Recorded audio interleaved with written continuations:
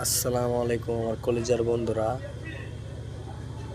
আপনারা আমার ভিডিও দেখতেছেন। আন্তরিক ধন্যবাদ ও শুভেচ্ছা আমার ভিডিওটা এতক্ষণ দেখার জন্য।